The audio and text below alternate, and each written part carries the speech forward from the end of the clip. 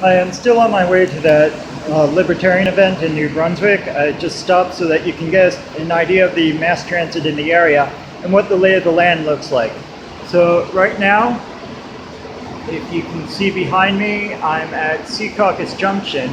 I'm going to step into another room so you can get a view of the surrounding area.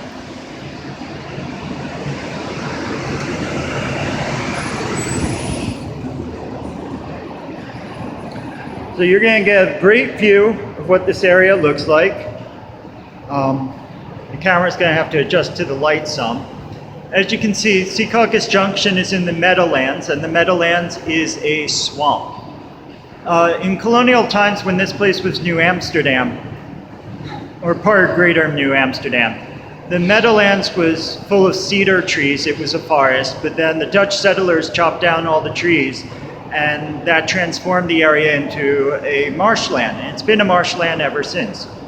So the Meadowlands aren't exactly natural, they're reclaimed nature. Nature has a wonderful way of recolonizing areas that humans settle if we leave them alone for long enough. Now, the Meadowlands weren't built on for a long time because it's always been subject to flooding.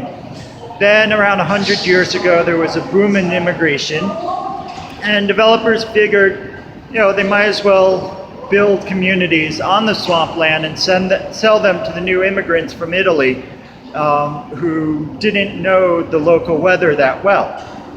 But we made the best of it. Some communities have always been prone to flooding, and with the rising sea levels, they're really better off becoming seasteads.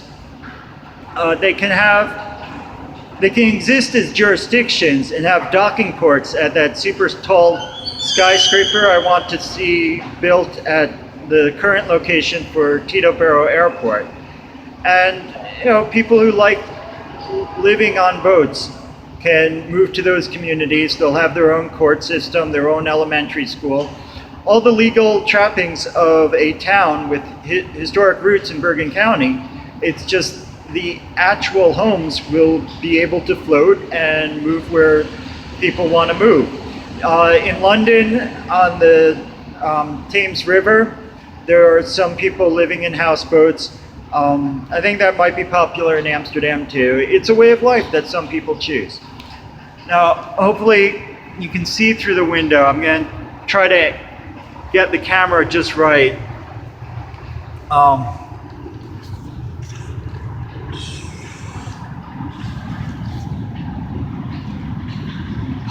The camera's having trouble picking it up. I'll go outside, that might make it better.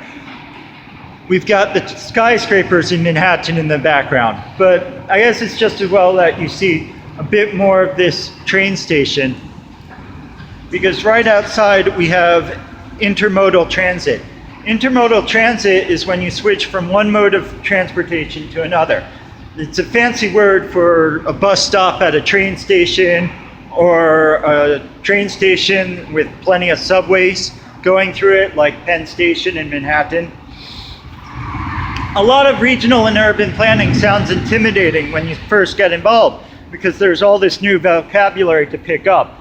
But after a few conversations, you get used to it.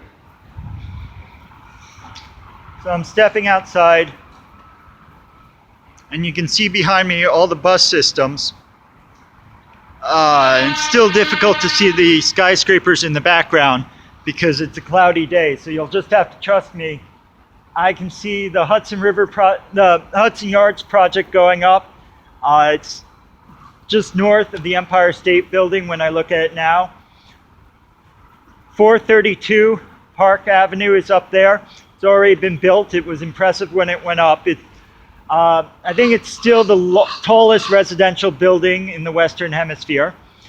And then north of that, there's even some more skyscrapers going up. Some of them look like Supertalls. So this whole area has a lot of new Supertalls going up and some more modest skyscrapers. I think it's high time that Bergen County have that too. The sea levels are going to rise. We'll adapt to them. And the population is going up, so we need to build more. If we build the Supertalls in Bergen County, that'll reduce traffic because it'll shorten commute. New Jersey especially northern New Jersey and especially Bergen County, isn't going to compete too much with Manhattan on price anymore because we're already developed. We have to compete on glam. We have to compete on the quality of the labor force. We've got some of the best schools in the area. They frankly are much better than the schools in New York City. At least the public system is. So, why would a company have to worry about the reliability of the trains in order to be assured that workers can get to work when the families that value education and industry and a good value for their dollar are living in Bergen County?